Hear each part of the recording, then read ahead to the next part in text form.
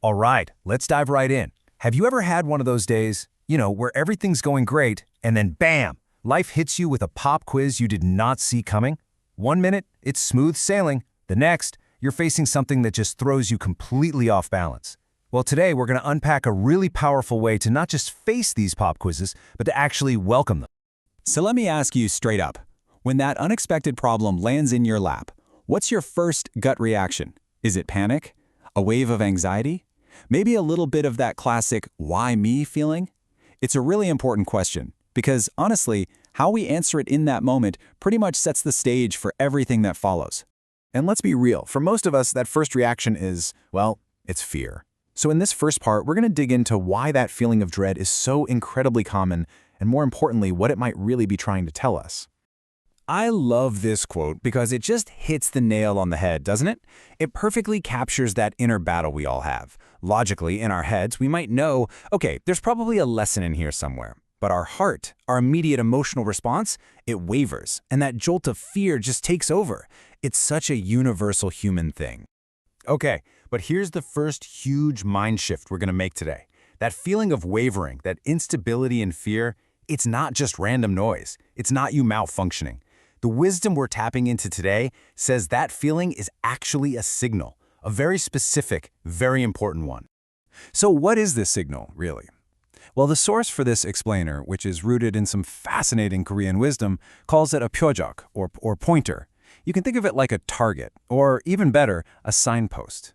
It's pointing directly at a weakness, an area where we are, in its words, mojirinda, or lacking something. So this isn't some random attack from the universe. Nope.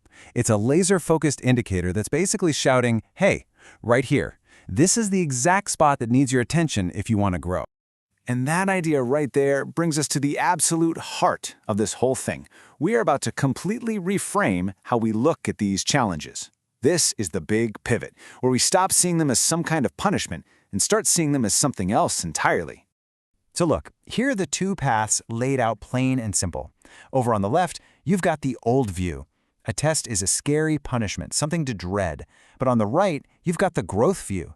A test is a lesson, something to actually be welcomed. The entire goal here is to get ourselves to live in column B instead of column A. So how do we make that jump? It starts by really getting this simple truth. Life doesn't waste its time testing you on stuff you've already mastered. What would be the point of that? The whole purpose of a test, any test, is to shine a big bright light on the gaps in your understanding. Let's make this super simple. Think back to school. A math teacher doesn't give you a test to be mean. They're trying to diagnose something. They need to see which types of problems make you stumble, so they know exactly what to review in class the next day. Well, life's tests are working on the exact same principle. You see? So when life throws a pop quiz your way, it's basically doing you a favor.